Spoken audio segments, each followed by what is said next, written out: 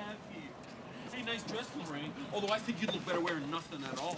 Biff, why don't you take a long walk off a short pier? Hey, listen, Lorraine.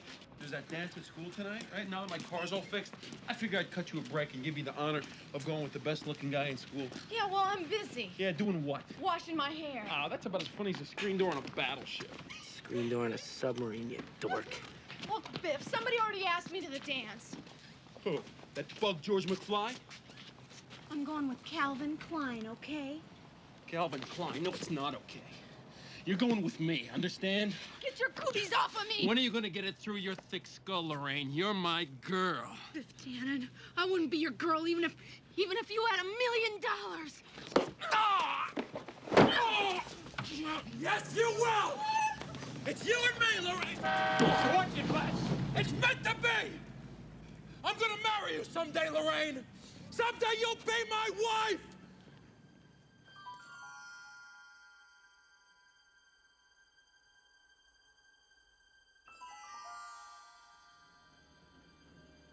Are we back? We're back.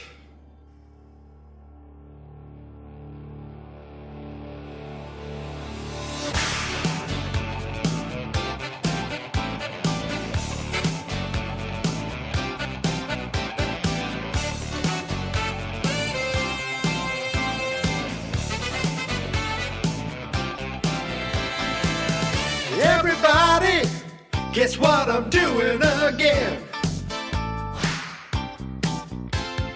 Watching one movie and podcasting about it. Every day in March, it's Back to the Future 2. So listen each day, or at least try, as I bring you year 2 of Marchy McFly. It's Marchy McFly.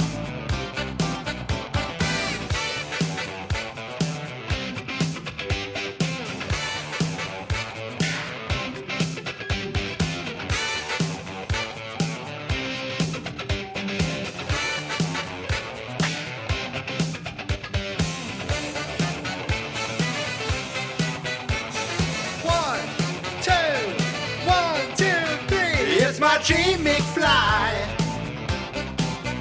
It's Marchy McFly. Oh, Marchy McFly. It's Marchy McFly.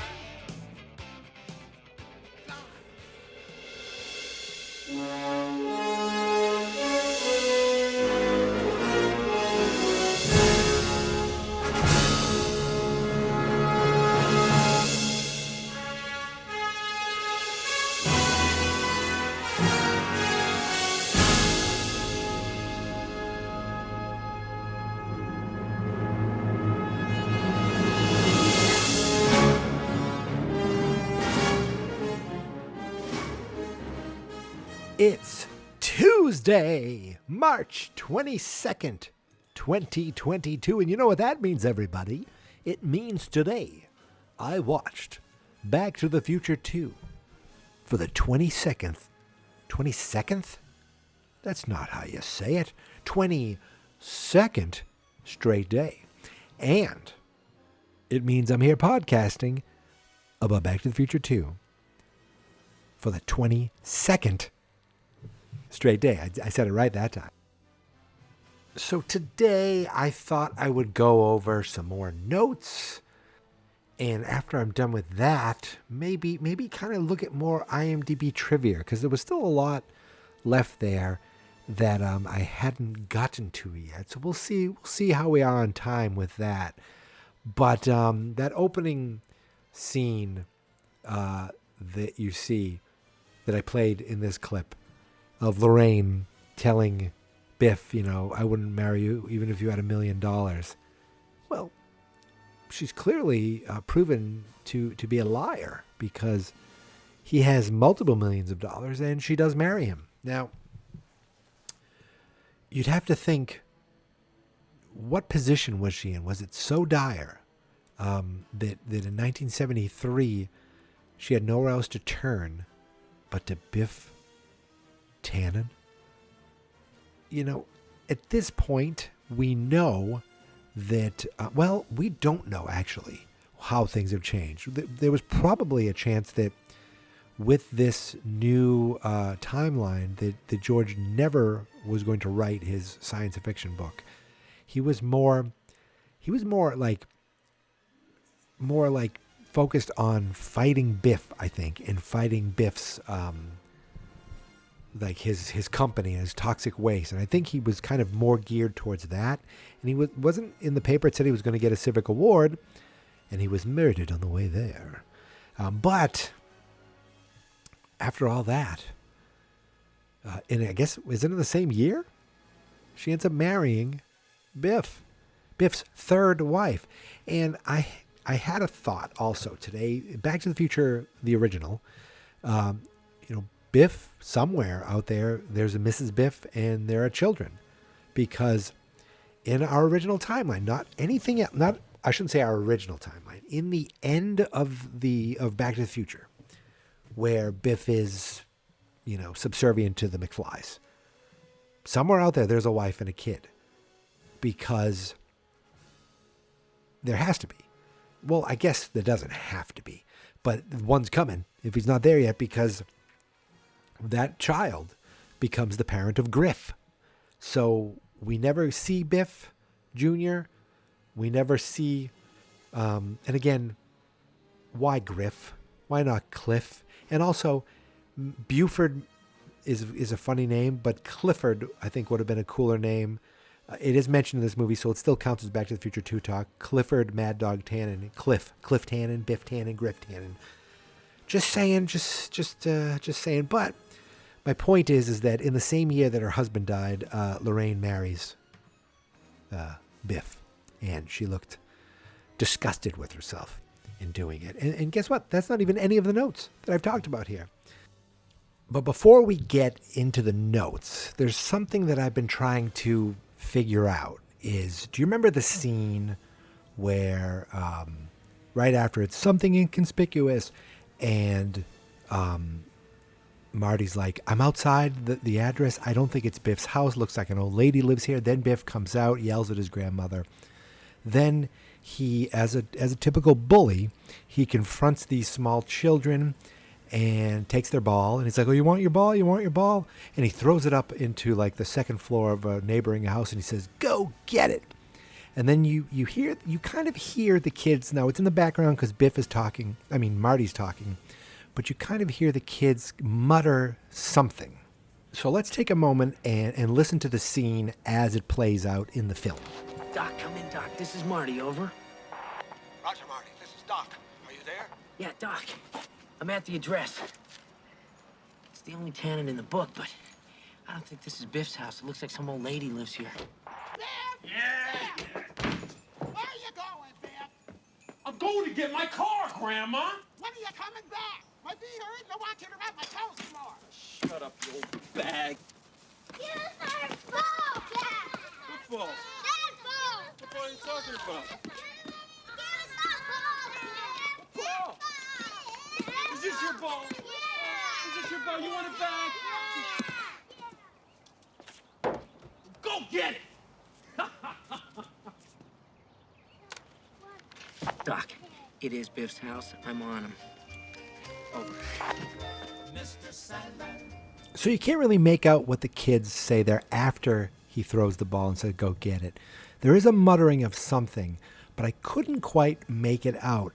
So I ran this through some high-tech audio filtering software so that we could remove the voice of Marty and just focus on the voice of the children. And what you hear is actually quite surprising. So let's play the audio again, and then you'll hear when I turn on the filtration software, and you can just focus on what the kids said as a response to Biff's bullying. Ball! Is this your ball? Is this your ball? You want it back? Go get it! What a piece of trash, hole! Let's go kill his grandmother. Over. Whoa, that there was no warning for that. That took a turn. That was dark. I was not expecting that.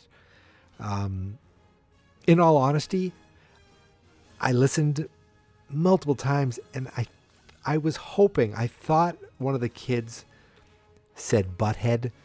I don't think he did. But I like Biff. They all know Biff, but he's such a jerk to them that I was picturing, those kids saying some truly awful things under their breath. Or I guess not really under their breath. Once you use that special audio filtration software that I have, it works like amazingly. Those kids, of course, they all sound like squeaky space aliens, but still, that's what you get when you're using this tricky, really professional audio software. All right, let's look at some notes here, because I've had these notes for a couple days, and I don't think I talked about them at all. Except this one. I talked about suspended. Did I talk about the suspended animation kennel? Oh, no. I talked about him leaving Marty Jr. and just going to pick up Einstein. But did I mention that I thought the suspended animation kennel was cruel? Some of these notes are still all the way back in 2015. Like, isn't that cruel, putting a dog in something that, like, I don't know, phrases him like he's Austin Powers or the Demolition Man? That's just, like, what exactly was Einstein in? Diet Pepsi. Yes, Pepsi Perfect might be the most perfect Pepsi of the future, but Diet Pepsi does exist in the future. It took me multiple times. I wrote this down a few days ago, but multiple times to see when Marty was up playing Wild Gunman, there is a booth and a woman in front of her is drinking Diet Pepsi. It's a very similar type bottle, but instead of the clear plastic, this is like solid white. And then there was another can. I thought I saw another can. I couldn't find anything on it. It looked like a red can. I was like, is that Dr. Pepper? But I don't even think Dr. Pepper and Pepsi are the same like group, are they? I don't know. But there's a picture. I'm going to put a picture in the show notes or a link to I'll put a picture and a link to the picture in the show notes that I found from yourprops.com. yourprops.com has I don't know. I haven't looked back at it since originally writing this note. I don't know if it's an actual film prop or a recreation, but it is cool looking. So Jennifer, Jennifer's in the future. I get married to the Chapel of Love. She hears her daughter. She drops the frame in the middle of the living room, and I don't remember seeing anyone. Did Lorraine come and pick it up? Maybe she did.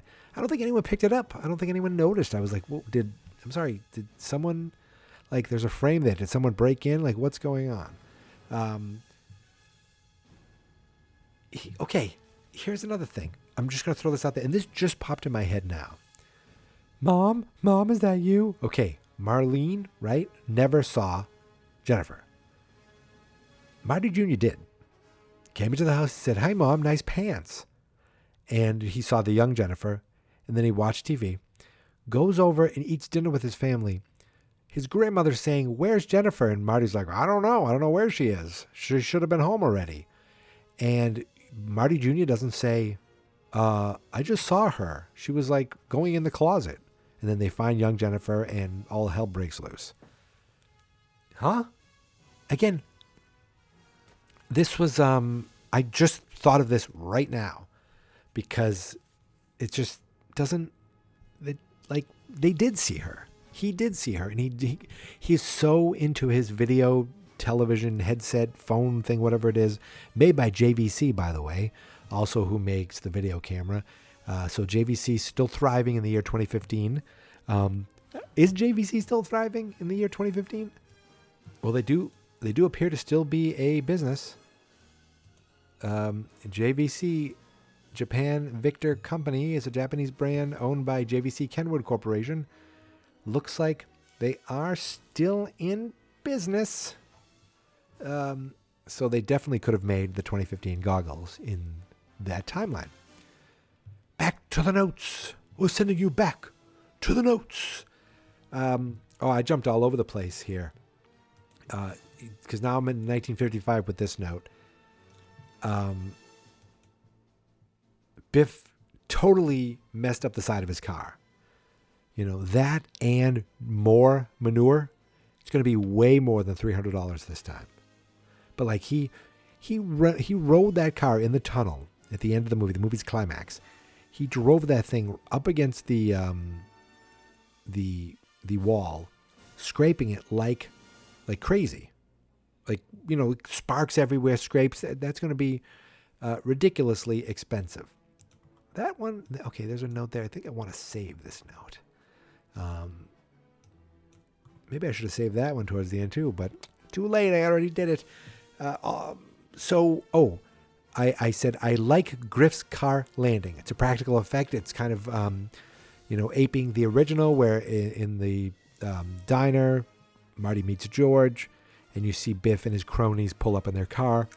In this movie, Marty meets old Biff, and you see Griff and his cronies float down in the car. There's a little herky-jerkiness to the car, but I like that. I think that's that adds to it.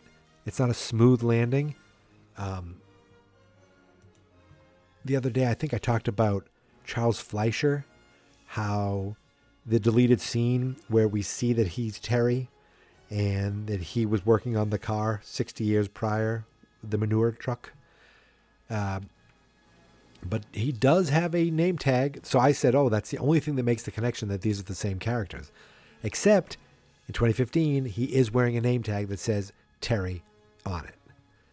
Marty Sr. has no patience for his son. Oh, yes. Marty Jr. is like, I dropped my Fresca can. Luckily, it's empty. Marty Jr. is kind of a jerk in this movie. He's trying to do criminal activities with needles. He doesn't know where his wife is. Maybe she's in one of those moods. He's just a bitter old man. I say old where he's, a couple of years older than me. He looks about 15, 20 years older than me. But just bitter. Like, don't be a wise ass. He's yelling at Marty Jr., who doesn't even respect him, doesn't even care. Marty, was Needles fired too? Like, the Jits called Marty first, but he had to have been fired, right? Wasn't until the other day that I'm so focused. I try to look around, but I end up getting focused on the characters and the action happening where your eye's supposed to be looking. But when you look around, you see some cool things. Like in Hilldale, where the McFlys live, there's a hovercraft just in a driveway, just hanging. Like, that's how they'd get around. They don't have a hover car; they have a hovercraft, which just floats. It hovers like hoverboards and hovercrafts do. Not like hover converted cars. Please don't get me started again on that false advertising. There's also one of the McFly's neighbors has a cool bike in their driveway. As Jennifer's leaving, you can hear Marty having a conversation with his mother, and he says to her, "Get out of town." So he still uses that in 2015. I believe it was in the original when she's like, "Does your mom know we're going camping?" He's like, "Get out of town. My mom thinks I'm going camping with the guys." I think the woman was born a nun. So I read in the trivia the other day that Casey Zelinsky, is that his name? Selitzko. He wears 3D glasses in the original film, and in this version in 1985, he's wearing big giant goggles, and they are red and blue. And you know what it is? Watching it so many times. Well, a lot of the times when I was a kid, I was probably already asleep at this time. But you see them grab Marty outside. And then the rest of the time you're watching them, you're kind of focusing on Biff and Marty. You're not looking behind them. You're not seeing these things. You're not checking out the back. Everything's going on in the back. And this time I did. And you could easily see his glasses were both red. One red lens and one blue lens. Oh, this is a good one. What is written on Doc's chalkboard in the corner? I wrote down, "Dan space GER ... Something's written on the chalkboard. I thought it was a name, so I'm looking at a picture right now. And I think it just says danger or dangerous. And below it, is it dangerous book? Which I guess would be the almanac, but I thought, like, what is there? Something specific there. There's a photo. I should probably post this picture too. And just to show you, if you zoom in on it in the lower left-hand corner, it says danger. Danger, dangerous. I'm not sure exactly what was there written, but it definitely looks like something was written and crossed out or erased. But you know how chalkboard, when you erase something right away, it doesn't quite erase always the first time. Oh, I'm just going through these notes really quick. And, wow, I said money and power really corrupted Biff. But before we get to that, so this is all kind of talking about Marty and Biff's second interaction in 1985, where he comes back and asks about Gray Sports Almanac. And I love that Biff says a line is like a little setup. You know, he says, "So there I was minding my own business when this crazy old man comes up." Throwaway line. You don't think about it really, but but one thing he was not doing was just standing there minding his own business. He went up, he harassed Lorraine. He basically assaulted her. First he lifts her dress, and then he grabs her by the arms like, "You're my girl." And that's when she kicks him and smacks him and runs off. And he's like, "You're going to be my wife, Lorraine." And I mean, he was right. Unfortunately. But I love that little throwaway line where he says, I was just minding my own business, when he absolutely was not. I thought that was a nice little touch that I didn't connect the dots until just recently. And I wrote down here, okay, so Biff obviously had no problem telling Marty everything. You know, I made a joke before, like, I want you to tell me where and when you got it. And Biff's like, okay, sure, I'll tell you exactly when, and I joked about that. But I realize now he's like, okay, I'll tell you, because I'm going to shoot you. I'm going to shoot you in the face, and you're going to die, young Marty McFly. And that's why he had no problem telling Marty, because he was planning on killing him right there.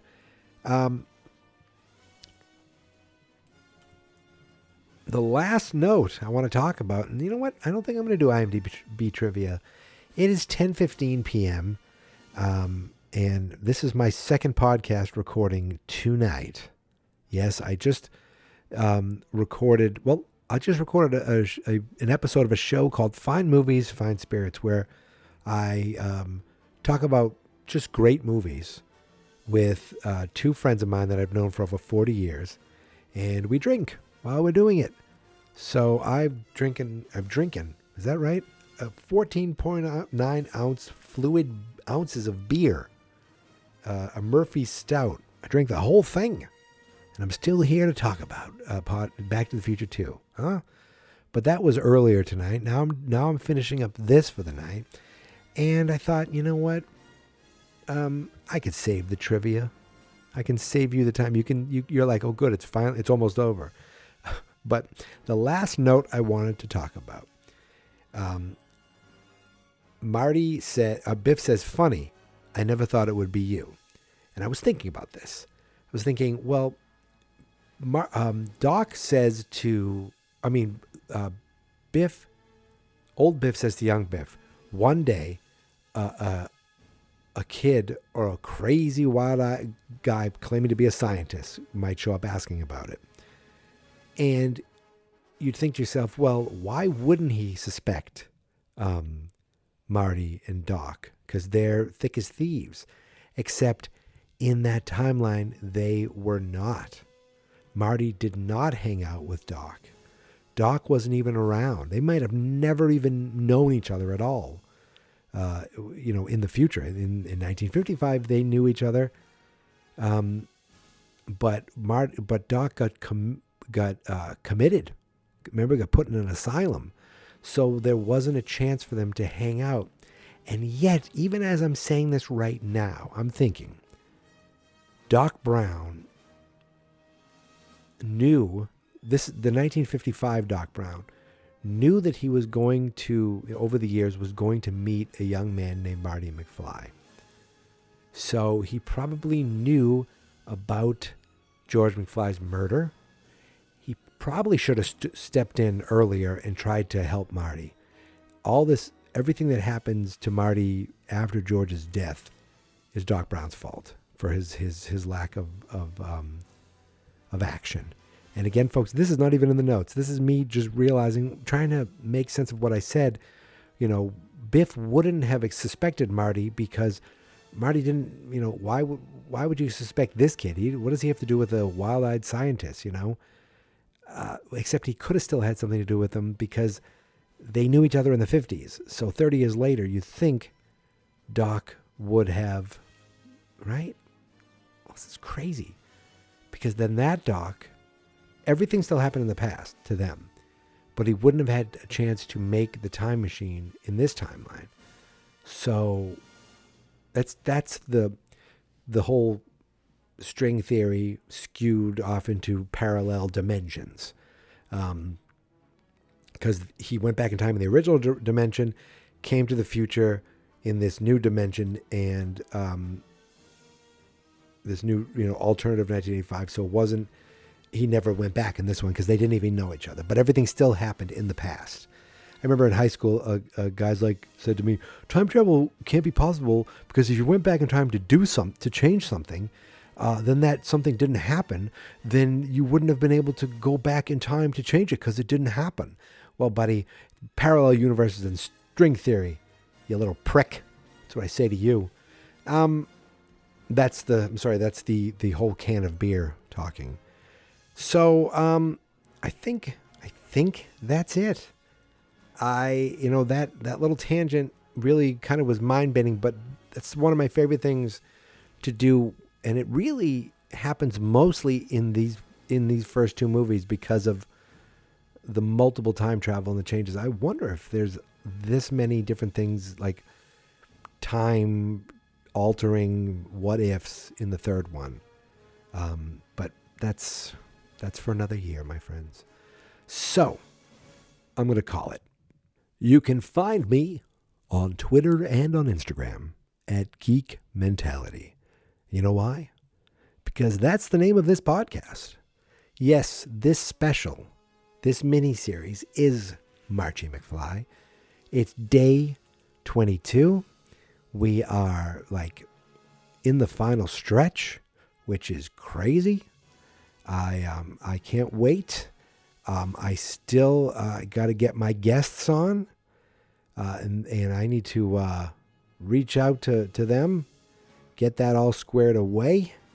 But one thing I know for sure, I have no guests tomorrow, but I will be doing a certain podcast, and I will be watching a certain movie. But until then, my friends, thank you for listening. Thank you for subscribing. And, yeah, you know what comes here, right? Here, excuse me, is, I'm going to pause it for dramatic effect, wait, keep them wanting more, theme song. This is my podcast, I made it. Geek Mentality's what I named it. And I think you should listen and subscribe, 'cause I'm kinda funny and awesome. I think that I'm worth your time, and I'm kinda handsome. My mom says, please listen and please subscribe. At least listen to this episode. Fans not experts.